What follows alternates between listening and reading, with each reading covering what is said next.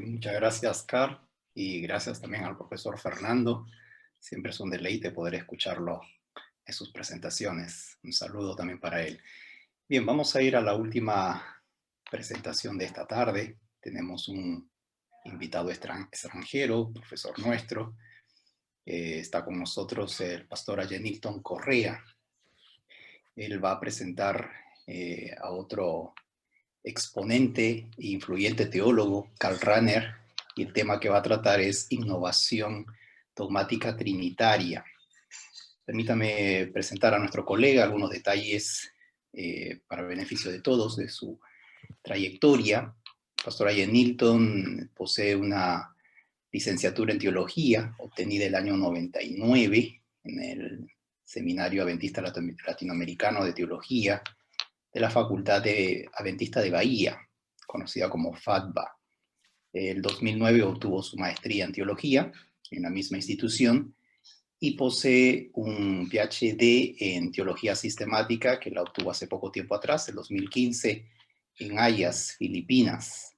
Tiene experiencia en el área de la teología y filosofía y actúa principalmente o tiene interés especialmente en los temas de la Trinidad, cristología, teología filosófica, la ética cristiana y también gusta de la investigación o la metodología de la investigación. Actualmente es el coordinador del programa de posgrado en teología y en la sede de FADBA y es profesor también de la misma institución donde se desenvuelve en varias áreas de investigación, especialmente relacionados a la teología y la filosofía, con énfasis en la doctrina de Dios y cristología, ¿no? Además es profesor de ética cristiana para los cursos de interfacultades como psicología, enfermería, ciencias contables y administración. Es miembro también de la Asociación de Seminarios Teológicos Evangélicos del Brasil, y miembro también de la Adventist Theological Society. Es miembro del cuerpo editorial de la revista Hermenéutica de nuestra facultad allí en FADBA, y es miembro también de la comisión editorial científica AOT de la imprenta universitaria adventista, UNAS Press, con sede en UNASP. Él ha escrito varios artículos, ustedes pueden ver aquí en el programa los títulos de cada uno de ellos. Ha escrito también capítulos para varios libros y tiene un libro titulado Cómo entender la teología, ¿no? Publicado por UNAS Press. Así que tenemos aquí un exponente importante para este tema de Karl Rahner.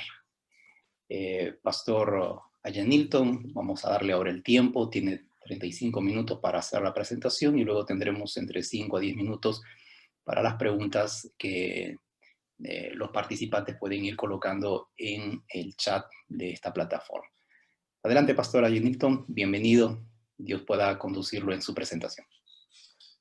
Buenas tardes, mucho gusto acompañarlos nesta tarde e muitas graças, Dr. Horner, por la apresentação e la invitação também.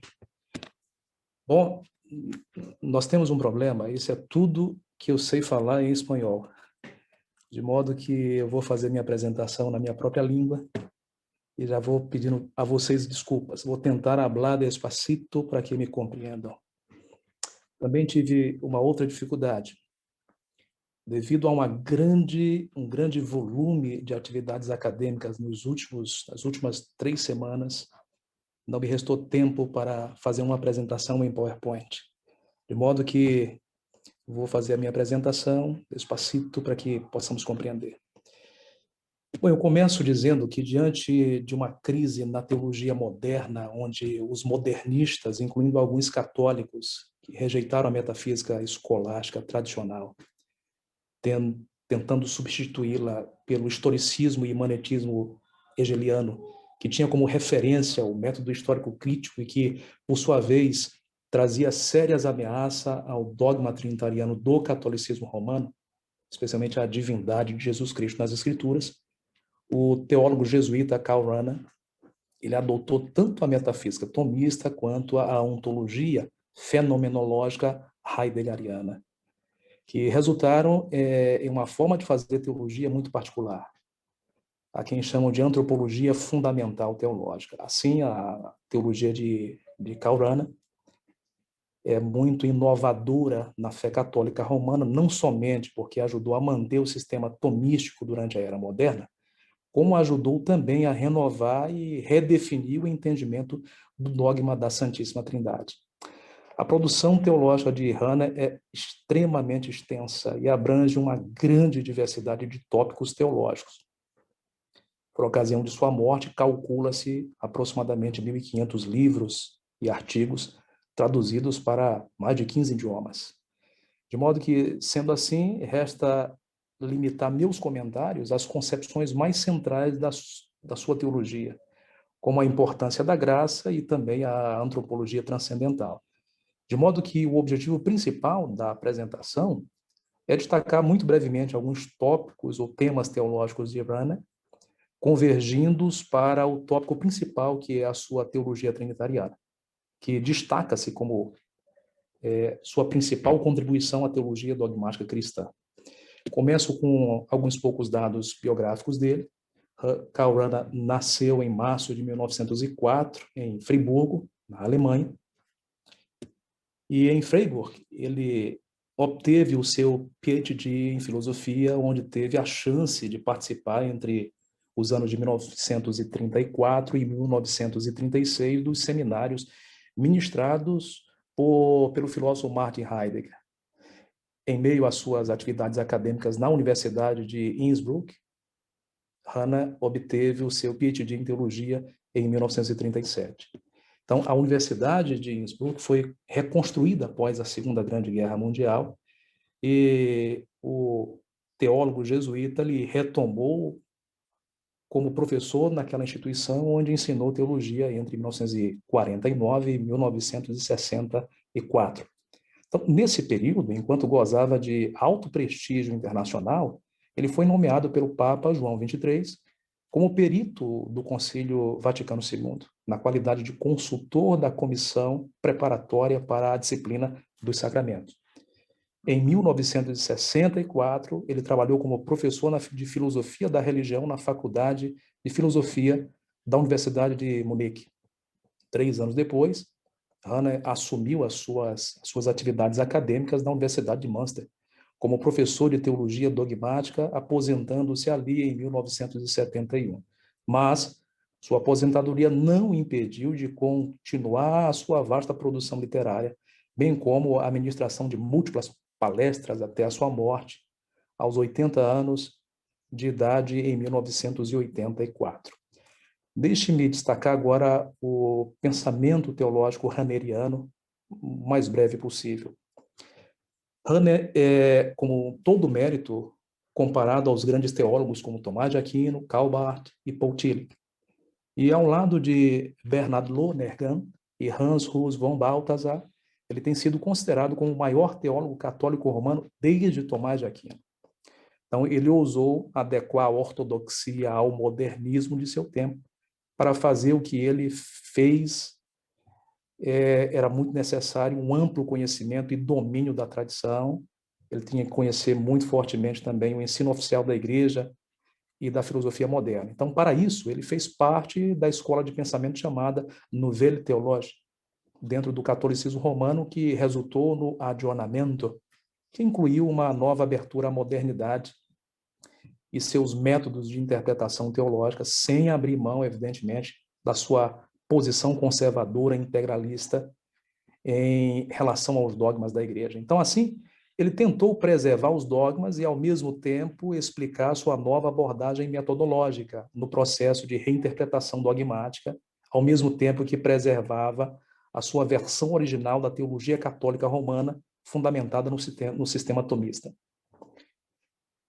O primeiro tópico que eu gostaria de destacar é a graça como centro de sua reflexão teológica. Há um elevado nível de abstração nos seus escritos que dificultam não só a compreensão de certas abordagens feitas por ele, mas também a explicação dessas abordagens. Contudo, apesar de sua complexidade, é possível afirmar que o mistério da graça, que ele traduz como autocomunicação de Deus, é o componente fundamental onde a teologia rahneriana gravita, podendo ser chamada, inclusive, de teologia quericêntrica. A sua metodologia ontológica existencial, inspirada na analítica existencial heideggeriana, trata da graça na perspectiva de uma ontologia fundamental antropológica. Então, na concepção de Hannah, a autocomunicação piedosa de Deus com os seres humanos é possível através do Espírito de Deus. E isso estabelece uma relação com a Trindade como o mistério da salvação. Então, essa graça, ou revelação transcendental, que é autocomunicada, proveniente de Deus, encontra uma culminância quando interpretada na perspectiva da união hipostática, que é a causa final, onde o Pai a comunica por meio do Filho encarnado e através do Espírito Santo. Sendo assim, a graça acontece no interior de cada existência humana, que a recebe por meio dos sacramentos, constituindo o componente essencial e fundamental do ser sobrenatural do homem. Então, isso é identificado por ele como o existencial sobrenatural, que também é uma terminologia inspirada na filosofia heideggeriana. Então, nas palavras do próprio Hannah, esse existencial sobrenatural não implica uma nova habilidade adicional, mas uma iluminação interior da subjetividade espiritual. É a capacidade de ouvir a palavra da revelação que pode ser considerada à luz da constituição básica do espírito humano. Então, esse existencial, na estrutura metafísica dos seres humanos, infundida por Deus, ajuda o homem a responder à trindade econômica. Então, somente as argumentações filosóficas podem dar credibilidade à explicação da ação trinitariana da encarnação do Filho e a favor do homem, visto que a teologia dele, essa teologia antropológica ou essa antropologia transcendental é fundamentalmente heideggeriana e lida com a inteligibilidade no processo epistemológico da compreensão do homem para com Deus. E é necessária uma explicação razoável para a união hipostática que torna a trindade imanente em trindade econômica, que é o centro da teologia trinitariana dele. Então, na encarnação ocorre a autoparticipação de Deus na dimensão da economia da salvação. Então, por essa razão, essa é uma proposta antropológica, teológica. E na encarnação de Cristo, a Trindade está envolvida no mistério da graça, que salva e que pertence à esfera da revelação. Então, a graça santificadora, ela pertence na alma humana. Então, a graça, é uma espécie de impulso ou vida sobrenatural e infundida pelo Espírito Santo na alma do homem, recebida através dos sacramentos, mais particularmente o batismo, tornando a alma santa, ou seja, sobrenatural, já que a alma, em seu estado natural, é imprópria para a salvação, segundo ele. Então, pelo fato do espírito do homem estar aberto ao infinito, a quem ele chama, no seu livro Ouvidores da Palavra, de elevação interior, o homem recebe a graça divina por sua estrutura sobrenatural metafísica. Repito, o existencial sobrenatural. Então, através da graça, o homem, em união com Cristo, participa da realidade de Deus, a realidade trinitariana. E isso se dá através da autocomunicação de Deus ao homem. Fala agora acerca da antropologia teológica transcendental dele. Eu digo que na descrição da relação Deus-homem, Hannah desenvolve uma antropologia teológica ou antropologia teológica transcendental. Na compreensão dele, o ser humano é um ser completamente transcendental. Experiência e subjetividade humana estão relacionados com o dinamismo transcendental do espírito humano, onde o homem tem consciência, a quem ele vai chamar de abertura a priorística transcendental, acerca de si mesmo e da realidade que o cerca. Então, quando o homem conhece a si, sendo ele finito, e os objetos no espaço e no tempo, isso permite o conhecimento de um ser absoluto em si mesmo e infinito, e permite o ser humano finito experimentar, portanto, esse ser infinito que é o próprio Deus. Então, a antropologia haneriana encontra em Cristo a sua realização máxima, podendo-se afirmar que cristologia transcendental e antropologia metafísica estão profundamente interconectadas, já que a união hipostática é um evento histórico que ajuda completamente o ser humano a reconhecer sua própria natureza humana dependente de Deus que o criou. Então, a realidade da graça e a união hipostática estão vinculadas em uma dinâmica divina única. É claro que para que Hahnemann construa isso, ele tem que fazer, estabelecer uma base filosófica para o seu método transcendental. Então, o ponto de partida do seu pensamento metafísico antropocêntrico encontra-se na abordagem de sua própria filosofia.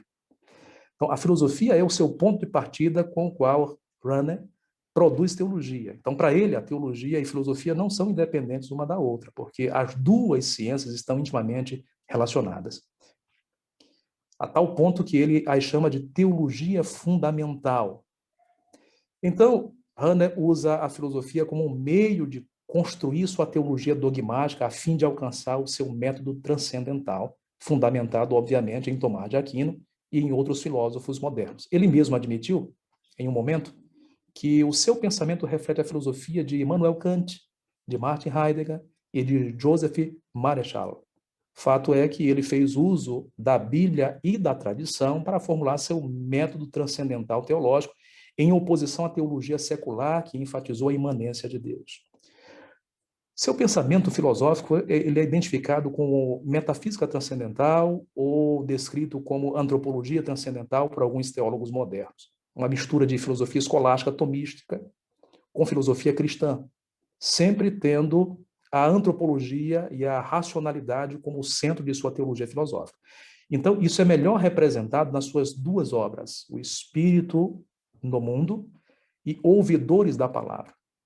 Nestas obras estão presentes o antropocentrismo heideggeriano, onde Hahnemann mostra ser possível a relação de Deus, um ente absoluto, com o homem, que é um ente finito no contexto da teologia, com uma boa dose de transcendentalismo. Agora falo do terceiro aspecto de sua teologia, que é a sua teologia trinitariana.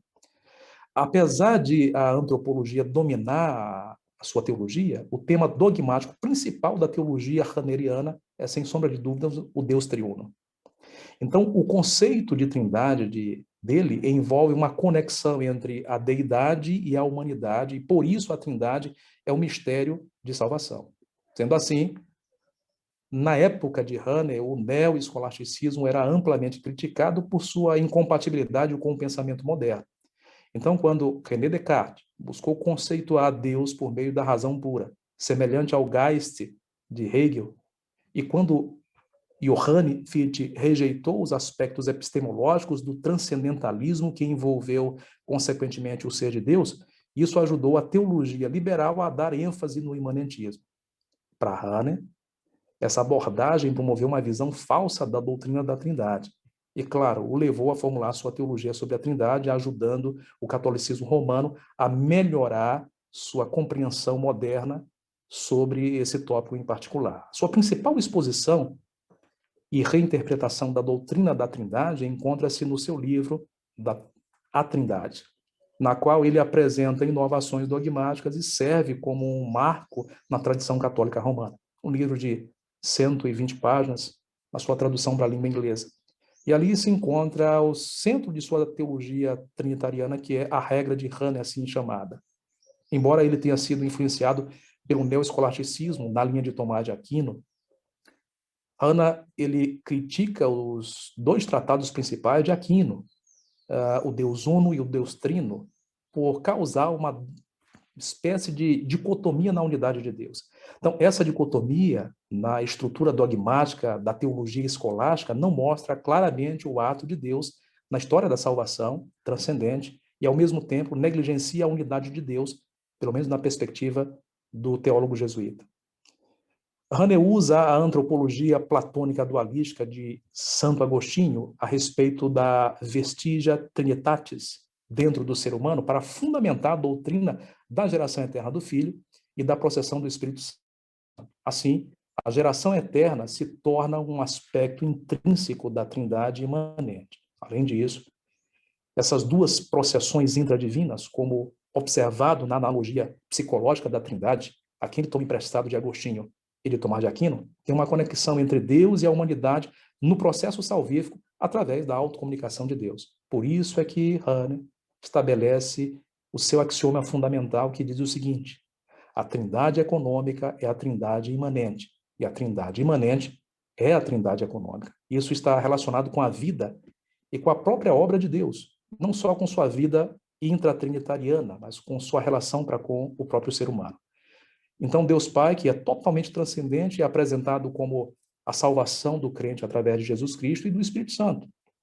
A vida intratrinitariana de Deus, imanência, revela sua salvação através de sua autocomunicação na segunda pessoa da divindade, ou seja, o Logos de Deus, que tem uma relação com o que ele conceitua de economia.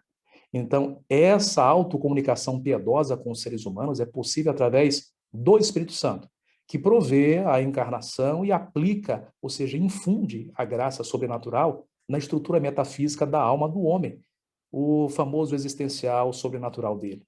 Então, a graça sobrenatural na estrutura metafísica da alma do homem, ela continua agindo na consciência humana através de uma espécie de abertura a priorística transcendental. Então, com isso, Hannah afirmou que nenhuma distinção adequada pode ser feita entre a doutrina da Trindade e a doutrina da economia da salvação.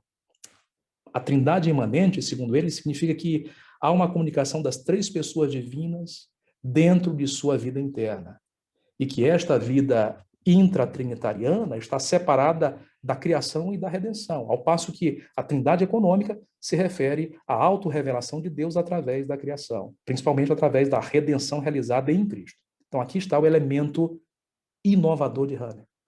A tarefa de estabelecer uma conexão entre a vida interna da Trindade com a vida dos homens, de apresentar a Trindade com o mistério da salvação, essa é a inovação hanneriana. Então, essa regra de Hannah pode ser usada para descrever a sua ontologia dialética da doutrina de Deus.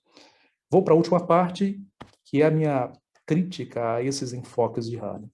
Eu começo dizendo que a sua tentativa de reformular a teologia católica romana, juntamente com suas doutrinas, e abrindo-as à filosofia moderna e adaptando-as ao pensamento contemporâneo, Karl Rahner expõe-se a críticas como as dos teólogos católicos Henri de Lubac, Hans Hus von Balthasar e, mais recentemente, Stefano Fontana.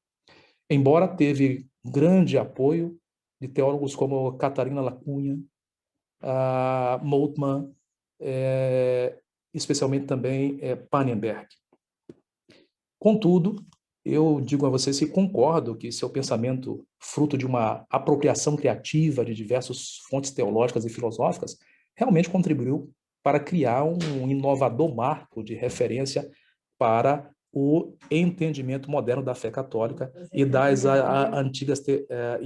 antigas teologias neoescolásticas.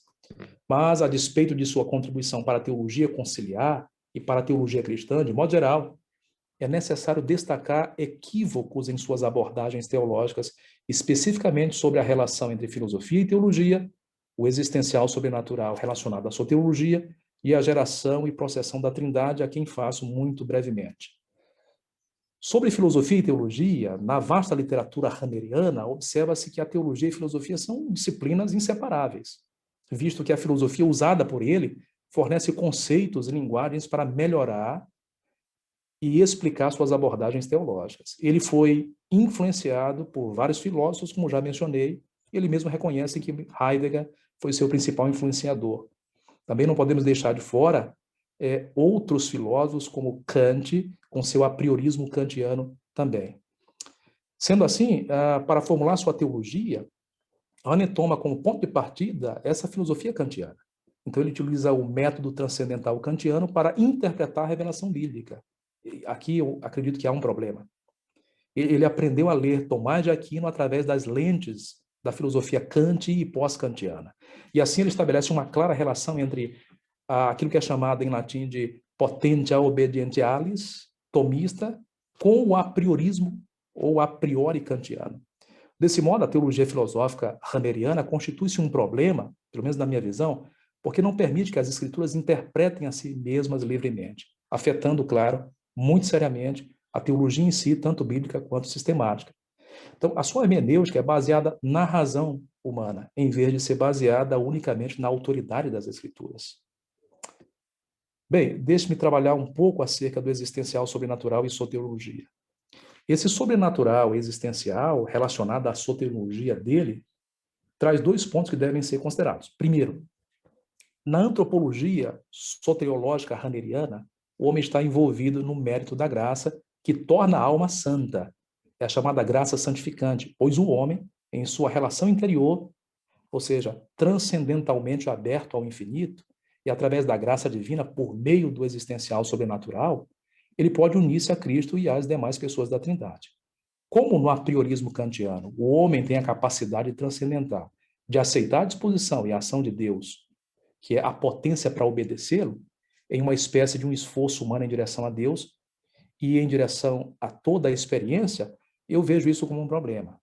O homem pode responder à autocomunicação de Deus por meio de sua razão, que é capaz de perceber quem é o homem ou quem o homem é diante de Deus. Então, o homem é um ser transcendentalmente aberto ao infinito, segundo Hannah, e tem uma estrutura sobrenatural metafísica, com sua determinação ontológica intrínseca, que é capaz de fazê-lo aceitar a oferta de comunicação de Deus.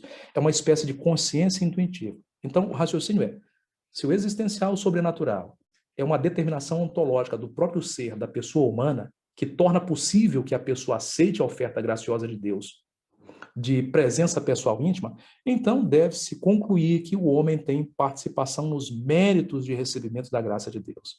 A conclusão é lógica, é de que a graça não é totalmente gratuita, porque o homem tem a capacidade ontológica de recebê-la, a predisposição. Sendo assim, o homem transcendental tem, de certa forma, algo dentro dele, um sobrenatural, que facilita, entre aspas, a ação salvífica de Deus, que é a sua própria autocomunicação.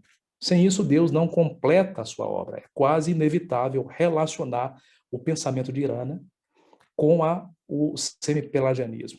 Segundo ponto, no que diz respeito ao aspecto soteriológico, após o recebimento da graça, essa abordagem do existencial sobrenatural de Hannah contradiz a justificação do homem pela graça divina recebida pela fé somente em Jesus Cristo.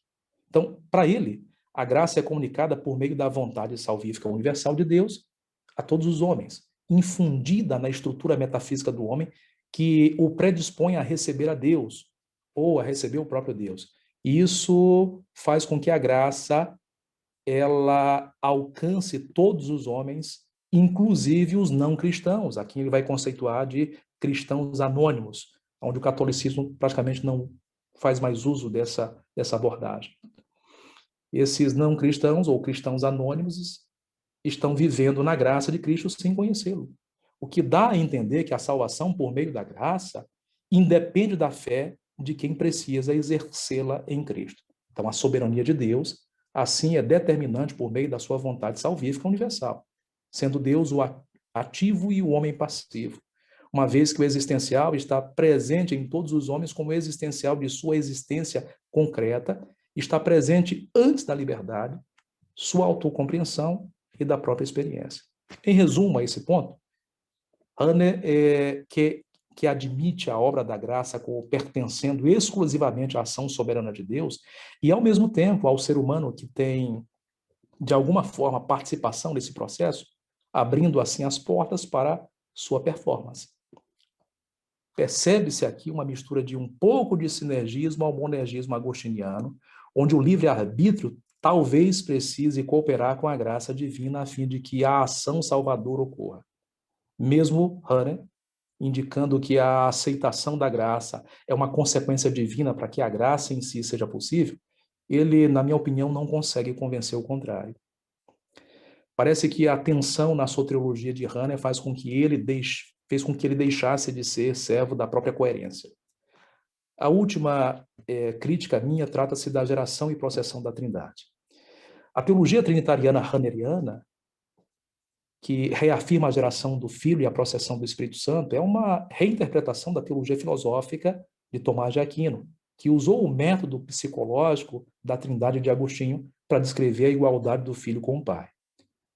Aquino, ele identifica Cristo como a processão tanto do Espírito Santo quanto a geração eterna do Filho, como uma processão ad intra, que acontece dentro do ser trinitariano, fora do espaço e do tempo. Ou seja, o Espírito Santo, bem como o Logos, é gerado eternamente de Deus no sentido atemporal. Então, Aquino argumentou que o Pai, o Filho e o Espírito Santo estão unidos na ousia e são ao mesmo tempo distintos. Contudo, o Pai é visto aqui como aquele que é o arre, o não gerado, o movedor imóvel e a primeira causa, ou a fonte primária da atividade intratrinitariana. Isso se constitui um problema, apesar de ser uma inovação na teologia raneriana. Uma nova abordagem trinitariana católica romana é realmente provida ou promovida por Ranner. Ele amplia essa teoria trinitariana da psicologia ou psicológica de Agostinho e Aquino ao afirmar que esse enfoque, geração e processão, é um aspecto intrínseco da trindade imanente, pelo qual a deidade, por meio da sua autocomunicação coletiva, economia, mantém uma conexão salvífica com os seres humanos. Então, Ranner afirma que o Pai se autocomunica através do Filho e do Espírito Santo com o homem na história, concentrando-se na revelação divina. Então, a revelação de Deus chega à humanidade através da encarnação do Filho. Contudo, o que pode se afirmar, e o que eu percebo, é que há vestígios nessa explicação de Ranner de subordinacionismo ontológico, triteísmo e possivelmente modalismo. Pode ser que eu esteja equivocado na minha interpretação de Ranner, visto que ele é um autor muito difícil de compreender e interpretar. Mas não há base bíblica que apoie essa ideia de uma geração do Filho e processão do Espírito Santo, a partir da monarquia do Pai. O Pai, portanto, ele não é aquele que gera, o Filho não é aquele que é gerado, e, finalmente, o Espírito Santo não é aquele que procede no sentido raneriano monárquico. Por isso é que eu digo que há vestígios de subordinacionismo ontológico na sua teologia trinitariana. Fato é que, ao descrever a doutrina da geração eterna, Ranner cria um dilema que eu acho que é insolúvel, ao dizer que Deus Pai é a causa ou a fonte central de toda a deidade. O conceito trinitariano raneriano não pode escapar da noção de que os outros membros da Trindade estão ontologicamente subordinados ao Pai, principalmente se levarmos em conta que a Trindade, de modo geral, participa no aspecto temporal. Então, a rejeição a isso é a maneira mais eficiente de evitar qualquer vestígio desse subordinacionismo na realidade do Deus triunfo. Eu chamo a atenção para os vestígios de triteísmo. A geração eterna significa que o Pai gera o Filho como uma expressão de si mesmo. Se considerarmos a condição da natureza de Deus como temporal, a explicação raneriana da Trindade implicará inevitavelmente na criação de uma nova deidade pelo Pai no sentido ariano. Sugere também que o Filho e o Espírito Santo não são ontologicamente iguais ao Pai, mas são derivados dele e são dependentes de sua própria vontade para serem gerados. Por fim, penso que há um vestígio de modalismo, como afirma também alguns outros teólogos, entre eles Moltmann. Quando Ranner enfatiza a trindade imanente como sendo a trindade econômica e vice-versa, ele incorre em um problema, pois essa unidade de Deus, proposta por Ranner, pode ser vista como uma unidade de Deus através de sua autocomunicação, que ocorreu em 3 modos. Ou seja, as 3 pessoas da Trindade devem ser consideradas como 3 autocomunicações de um Deus em relação ao mundo. Se o Filho é a mesma manifestação do Pai, isso inevitavelmente leva à conclusão de que ele é essencialmente modalista, no contexto da abordagem de Ranner à unidade de Deus, como ele mesmo expressou em sua proposta de Deus em si mesmo e Deus em relação ao mundo, ou Deus pro nobis. Então, essa suspeita existe por conta de declarações como a que Ranner fez, com expressões muito próprias no seu livro Fundamentos da Fé Cristã, entre as páginas 137 e 317, especialmente, onde ele chama as pessoas divinas de modos e chama o Espírito Santo de a autocomunicação universal de Deus ao mundo.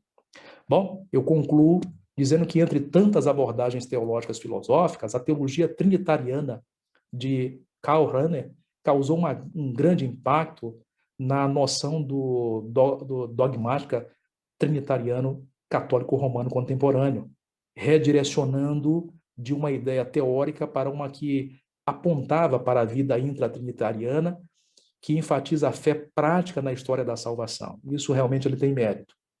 Essa explicação da unidade da trindade imanente econômica na qual Deus está relacionado em si mesmo, mas ao mesmo tempo ele é aquele que também está relacionado a toda a humanidade através da economia da salvação, também é muito interessante. Tudo isso envolvendo o tema da graça e da antropologia transcendental.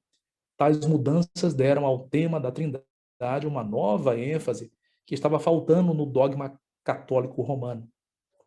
Então, apesar da revolução teológica na perspectiva trinitariana, os esforços teológicos inovadores de Hahnemann ainda não conseguiram dissipar a sombra de dúvidas que paira sobre a sua abordagem, podendo ser confundida facilmente com vestígios de subordinacionismo ontológico, triteísmo ou mesmo modalismo. Mas eu devo admitir que isso não tira o mérito de Hahnemann. Ele desenvolveu uma teologia que é, ao mesmo tempo, comprometida com o catolicismo romano tradicional e completamente aberta às ideias do mundo moderno. Ao reafirmar a relação entre teologia e filosofia, a teologia hahnemanniana contribuiu para a modernização de alguns dogmas católicos. Ele também contribuiu para o desenvolvimento da eclesiologia, ao tratar do cristão universal, do valor da graça, da importância da revelação divina, e para afirmar importantes dogmas católicos como a Trindade, a Cristologia, Pneumatologia e outros. Mas não sem comprometer algumas dessas doutrinas.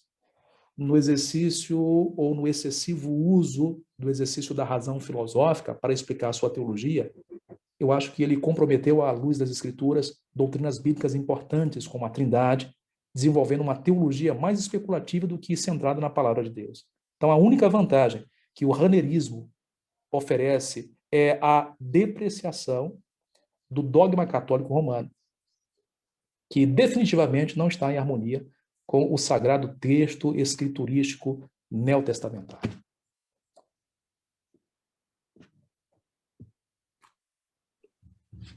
Bien, gracias, Pastora Yenilton.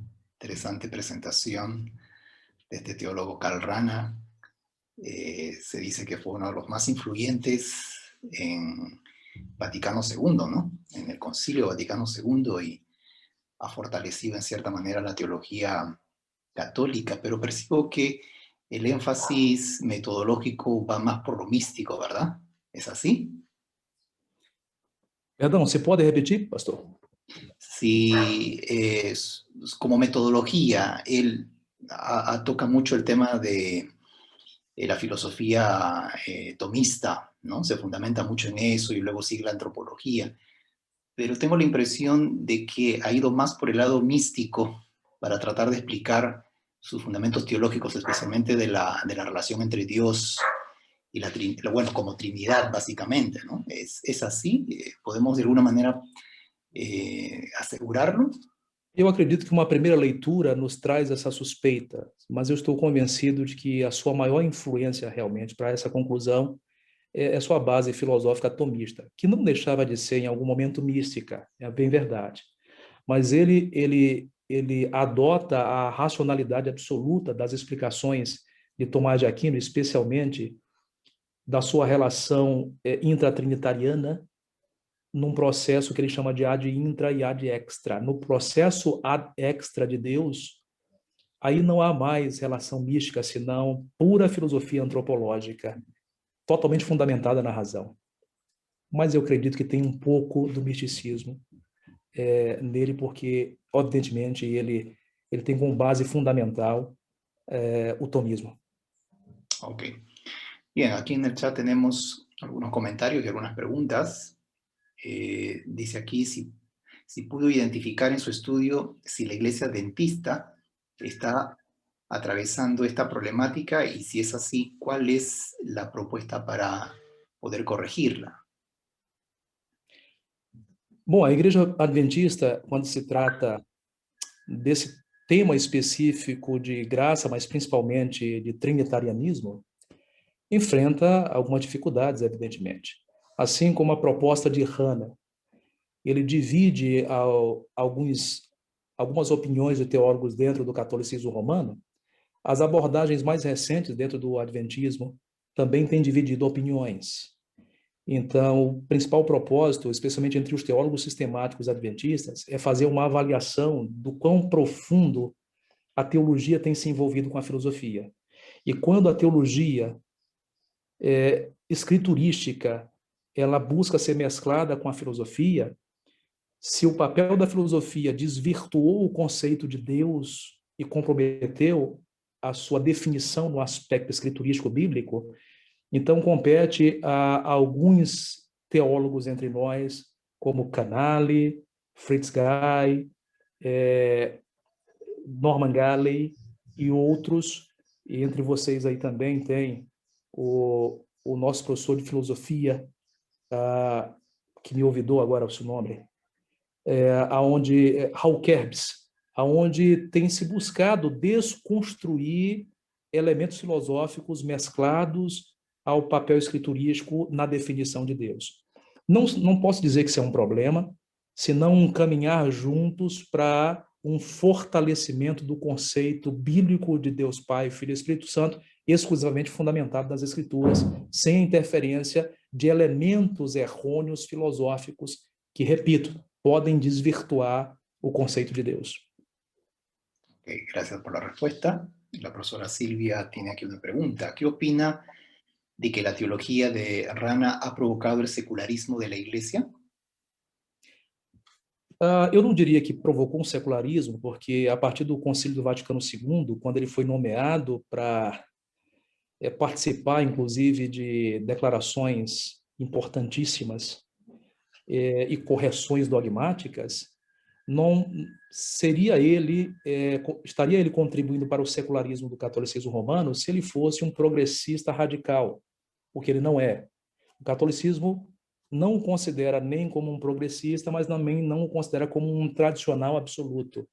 Ele conseguiu dar um equilíbrio em muitos temas, não só o tema da Trindade, e hoje o que se percebe é que o catolicismo romano tem uma dívida de gratidão com ele por ter feito essa ponte entre o tomismo antigo com o seu absoluto transcendentalismo e entre a filosofia moderna, já que os dogmas católicos trafegam por uma via chamada filosofia. Quando ele faz essa ponte, essa junção, ele moderniza o conceito do dogma.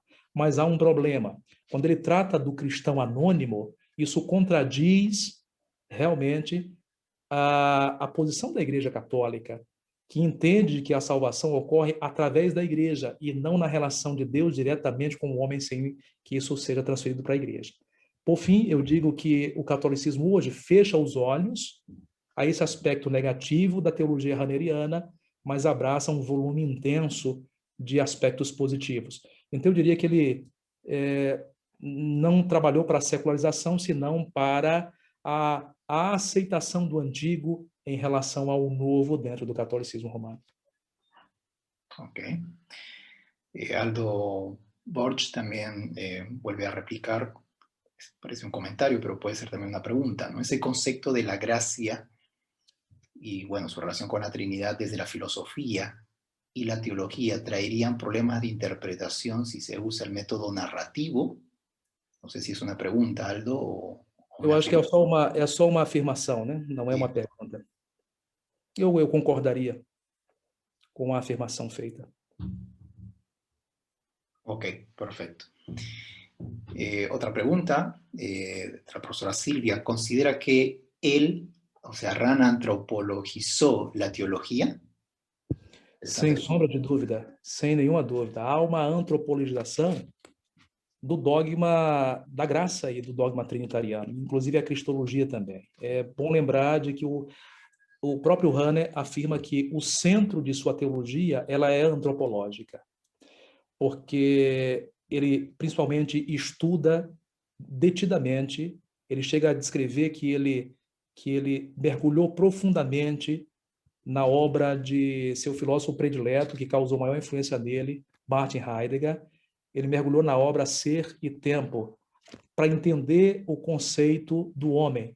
E o Dasein heideggeriano é abordado por ele para ser o proponente principal para a construção de sua antropologia e, consequentemente, de sua teologia trinitariana, da graça e principalmente da cristologia.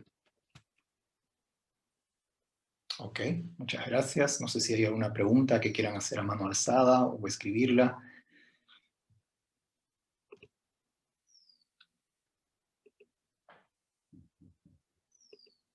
Creo que no. Si no, agradecemos a Pastora Yenilton por su presentación muy brillante. Nos ha aclarado la influencia que tuvo este teólogo, especialmente en este siglo último, ¿no? Muy, muy influyente realmente, especialmente para la teología católica. Muchas gracias por su presentación y por las preguntas que también se han hecho, por la intervención de ustedes como oyentes. Muchas gracias.